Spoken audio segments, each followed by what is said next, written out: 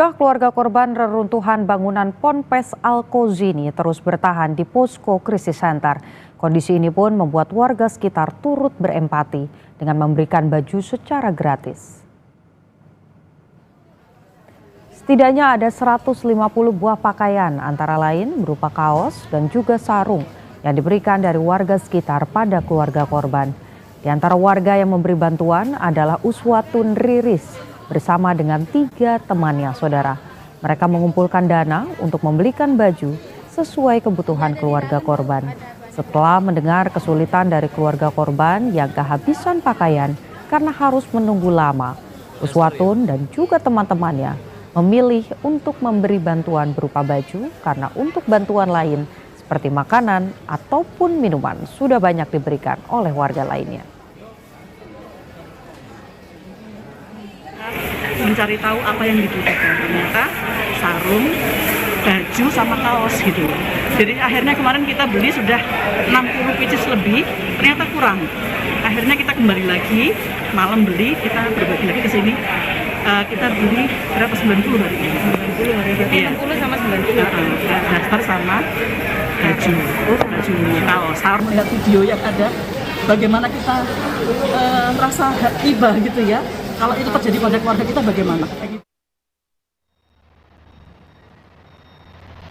Di tengah proses pencarian korban dan juga pembersihan puing-puing, tim SAR menemukan sebuah mobil mewah yang ringsek di bawah reruntuhan Pondok Pesantren Buduran, Sidoarjo. Inilah penampakan mobil yang hancur saat dievakuasi kendaraan truk dari lokasi reruntuhan bangunan ambruk di Ponpes Al-Kozini. Mobil jenis Mercy ini hancur dan tak berbentuk, saudara. Mobil ini ditemukan di samping rumah pengasuh pondok pesantren. Diduga mobil ini milik pengasuh pondok pesantren Buduran. Mobil yang hancur kemudian dipindahkan menggunakan truk ke tempat pembuangan akhir bersama dengan puing-puing bangunan lainnya.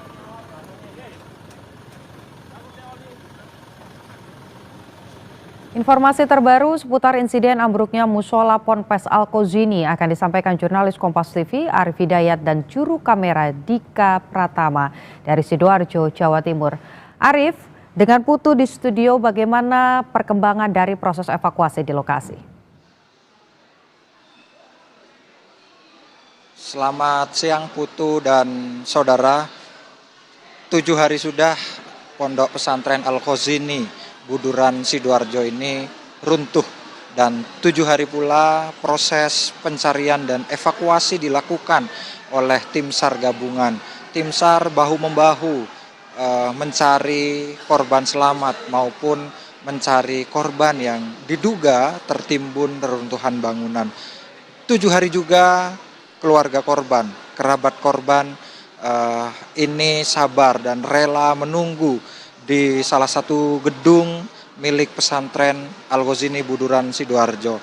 Mereka sabar menunggu kabar tentang keluarganya yang hari ini sedang proses identifikasi oleh DVI Rumah Sakit Polda Jawa Timur dan hari ini juga tengah dalam proses dicari oleh tim SAR gabungan. Dapat kami gambarkan Putu dan saudara bahwa seperti inilah kondisi para keluarga korban. Mereka adalah ayah dan ibu daripada santri atau korban Pondok Pesantren Al-Kozini Buduran Sidoarjo. Mereka juga merupakan sanak saudara yang juga turut membantu mencari, menunggu informasi kepastian keluarganya yang sedang dalam dicari dan kepastian keluarganya yang sedang dievakuasi, sedang diidentifikasi oleh tim DVI Rumah Sakit Bayangkara Polda Jawa Timur. Sejumlah petugas, relawan dan beberapa posko juga telah 7 hari didirikan di tempat ini, salah satunya posko dinas sosial milik Provinsi Jawa Timur seperti yang dapat Anda saksikan di layar kaca, bahwa posko ini juga memberikan dukungan psikologi kepada para keluarga korban yang tengah menunggu proses evakuasi dan proses identifikasi. Dapur umum serta fasilitas lain untuk mendukung kenyamanan para keluarga korban ini, terus bahu-membahu masak dan menyiapkan logistik ataupun kebutuhan. Para relawan juga silih berganti berdatangan untuk turut membantu seluruh proses upaya pencarian dan evakuasi. Seperti apa cerita kesabaran dari keluarga ataupun sanak famili dari para korban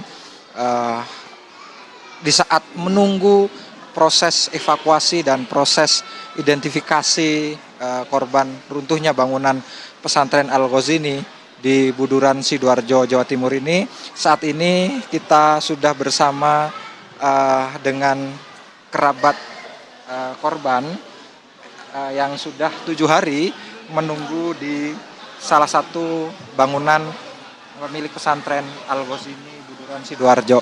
Selamat siang Mas, dengan Mas siapa? Dengan Muhammad Zaini. Mas Muhammad Zaini ini sama siapa Mas nunggu di sini? Sama istri juga, ayah dan ibu korban juga di sini. Mas ini yang jadi korban siapa nih Mas? Anak dari adik saya, Keponakan. ponakan. Mas gimana ceritanya bisa sampai di sini?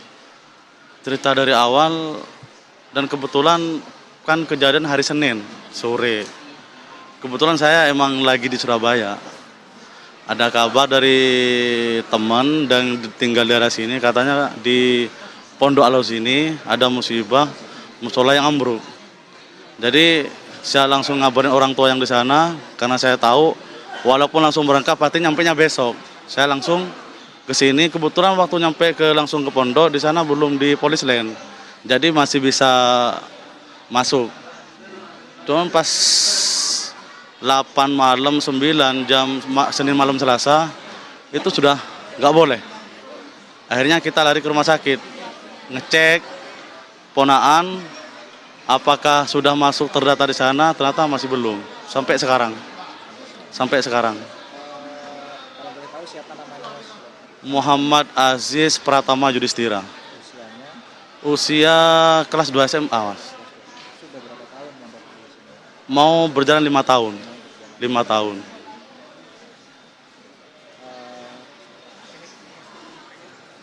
Ya. Ini juga sama istri, sama keluarga besar juga menunggu dengan sabar di sini. Bagaimana dengan pekerjaan di rumah Mas yang ditinggalkan? Kalau pekerjaan apa namanya ya? Kita kebetulan saya sendiri kerja sebagai pedagang. Jadi nggak ada terikat sama orang. Kalau kerjaan mungkin masalah rezeki masih bisa dicari besok-besok lah. Yang penting fokus keluarga di sini sampai korban atau ini betul-betul sudah keluar. Karena yang saya dapat info, walaupun yang sudah terangkat dari beton ya, ini belum bisa diidentifikasi katanya. Rencana tadi mau nyamperin ke rumah, karena yang saya dengar korban dibawa ke rumah sakit Polda ya di Surabaya.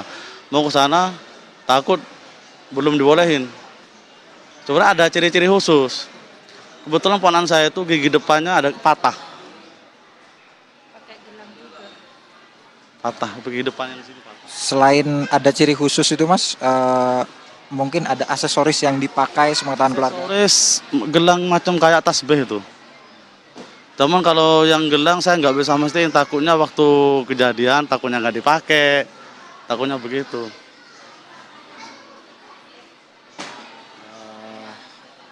Saudara ini juga sabar menunggu di Pondok Pesantren Al-Ghazini bersama sang istri Ibu Siti Aisyah, ya kan, bersama Ibu Siti Aisyah yang juga telah sepekan di pesantren Al-Ghazini menunggu kabar sanak keluarganya yang diduga menjadi korban runtuhnya bangunan pesantren Al-Ghazini Buduran Sidoarjo. Seperti apa ceritanya kita sudah dengan Ibu Siti Aisyah. Selamat siang Ibu.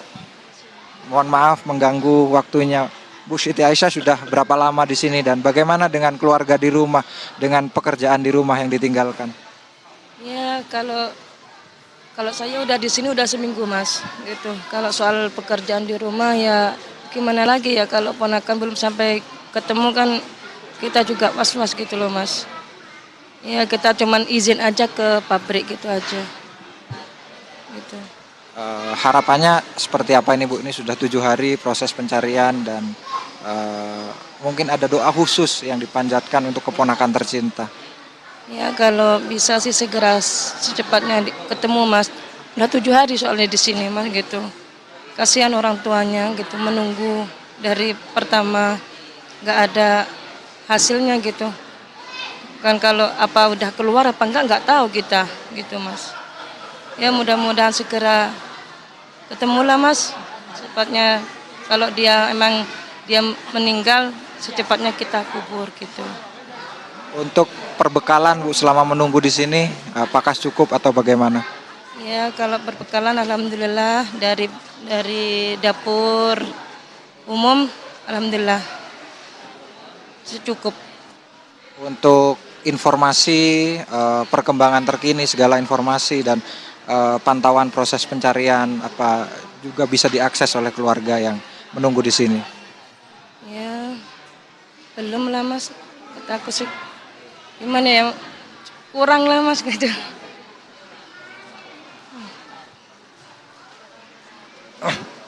Ya Putu dan saudara, seperti itu tadi cerita dari salah satu keluarga korban yang telah sepekan menunggu di Pondok Pesantren Al-Ghazini Buduran Sidoarjo. Terima kasih Mas Muhammad Zaini dan terima kasih Ibu Siti Aisyah. Kami turut berduka dan turut mendoakan semoga keluarga dari Bapak Muhammad Zaini dan Ibu Siti Aisyah dapat segera ditemukan atau dapat segera teridentifikasi. Saudara, proses pencarian di Pondok Pesantren Al-Ghazini Buduran Sidoarjo Jawa Timur ini memang steril begitu atau tertutup untuk umum. Namun tim SAR dari BNPB, Basarnas, gabungan TNI Polri dan para relawan ini dapat menggambarkan seluruh proses evakuasi di lokasi runtuhnya bangunan Pondok Pesantren Al-Ghazini ini melalui layar CCTV yang disiapkan oleh Dinas Komunikasi pemerintah Kabupaten Sidoarjo. Satu persatu secara bergantian seluruh keluarga ini menyaksikan seluruh tahapan atau rangkaian evakuasi dengan alat berat menggunakan layar CCTV. Para keluarga ini selain menyaksikan layar televisi secara langsung atau live begitu proses pencarian dan upaya evakuasi, para keluarga ini juga dapat menyaksikan tabel data atau grafik kondisi terkini tentang jumlah korban, baik korban yang selamat maupun korban yang mengalami luka serta korban yang telah terevakuasi dalam keadaan meninggal dunia. Putu. Baik, tentu proses evakuasi masih terus berlanjut, sudah masuk hari ke-7, kita harapkan semua korban ini bisa segera ditemukan dan dikembalikan kepada masyarakat. Terima kasih jurnalis Kompas TV Arif Hidayat dan juru kamera Andika Pratama dari Sidoarjo, Jawa Timur. Breaking News Kompas TV, saudara, jeda sejenak dan informasi lainnya akan hadir.